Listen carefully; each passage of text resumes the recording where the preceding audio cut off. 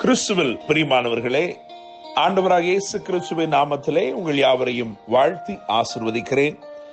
இந்த நாளுக்கென்று தேவன் நமக்கு அருளி இருக்கும் ஜீவ வார்த்தை 2 நாளாகமத்தின் புஸ்தகம் 20ஆம் அதிகாரம் 17வது வசனத்தின் ஒரு பகுதியாயிருக்கிறது.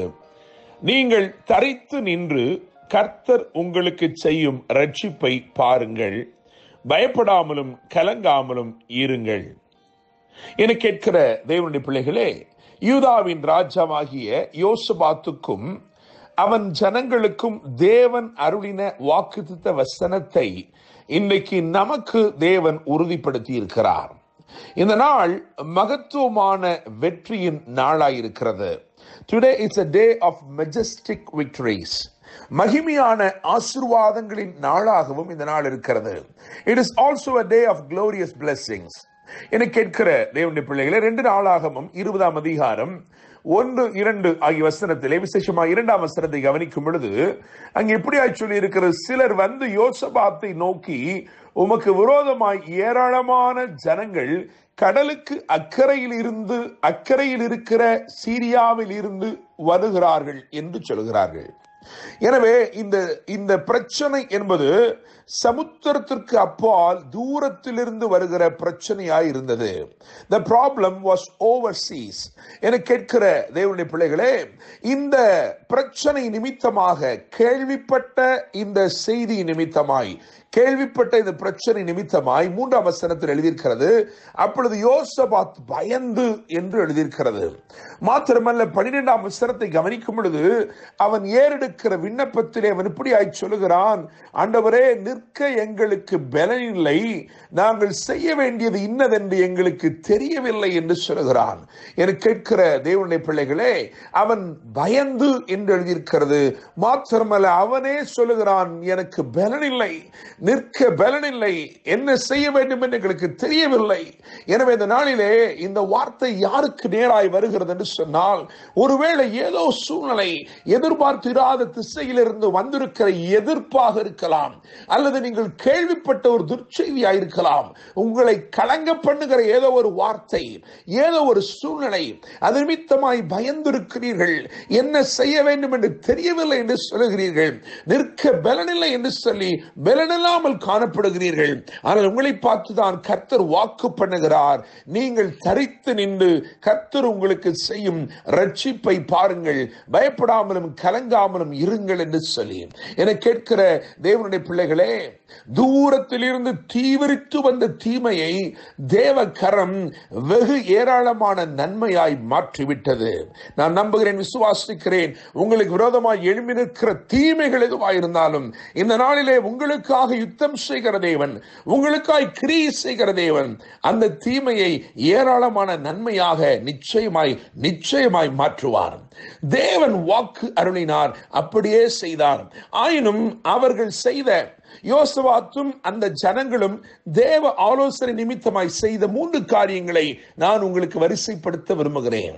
அவைகளை நீங்கள் இந்த நாளிலே அப்படியே செய்ய போகிறீர்கள்.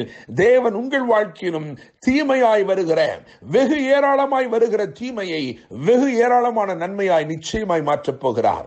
2 நாளாகமம் 20ஆம் அதிகாரம் 4ஆம் வசனத்தை கவனிக்கும் பொழுது அங்கே யூதா ஜனங்கள் கர்த்தரிடத்திலே சகாயம் தேட கூடினார்கள் என்று எழுதியிருக்கிறது. என கேட்கிற தேவனுடைய பிள்ளைகளே, சகாயம் தேட கூடினார்கள். ஏனென்றால் வானத்தையும் பூமி உண்டாக்கின கர்த்தரிடத்திலிருந்து அல்லவோ நமக்கு ஒத்தாசை வர வேண்டும். எனவே சகாயம் தேட கூடினார்கள். தாவீது சொல்லுகிறான், இக்கட்டில் எங்களுக்கு உதவி செய்யும் மனுஷருடைய உதவி விருதா என்று சொல்லி. எனவே உதவி செய்யக்கூடிய அவருடைய சமூகத்தை தேடினார்கள், சகாயம் தேட கூடினார்கள். இரண்டாவதாக 2 நாளாகமம் 20ஆம் அதிகாரம் 19ஆம் வசனத்தை பார்க்கும் பொழுது அங்கே எழுதியிருக்கிறது, கோகாத்தியரின் புத்திரரிலும் கோராகியரின் புத்திரரிலும் இருந்த லேவியர் எழுந்திருந்த இஸ்ரவேலின் தேவனாகிய கர்த்தரை மகா சத்தத்தோட கெம்பீரமாய் துதித்தார்கள். என கேட்கும் தேவனுடைய பிள்ளைகளே, முதலாவதாக சகாயம் தேட கூடினார்கள், இரண்டாவது சத்தத்தை உயர்த்தி பாடினார்கள். சகாயம் தேட கூடினார்கள், சத்தத்தை உயர்த்தி பாடினார்கள். என கேட்கும் தேவனுடைய பிள்ளைகளே, பாடகரை நிறுத்தினார் என்று எழுதியிருக்கிறது.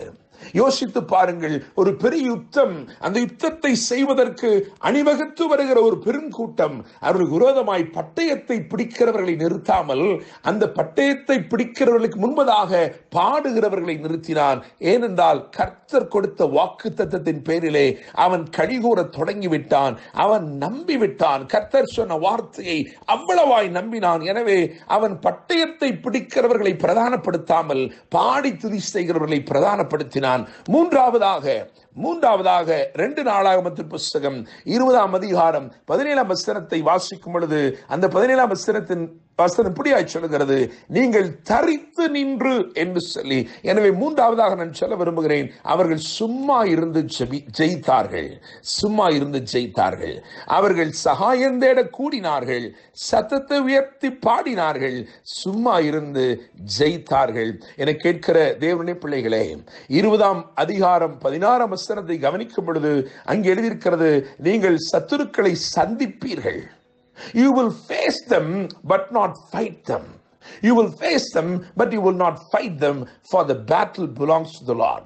நன்றாய் கவனியுங்கள். இவர்கள் சந்தித்தார்கள், இவர்கள் பார்த்தார்கள், ஆனால் இவர்கள் யுத்தம் செய்யவில்லை. காரணம், கர்த்தரே அந்த யுத்தத்தை அவர்களுக்காக செய்தார்.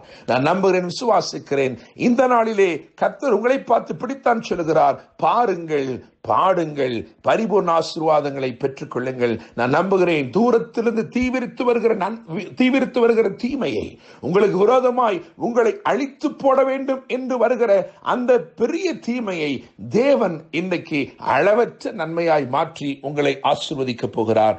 என்று அன்புடன் pastor Daniel Moses. God bless you.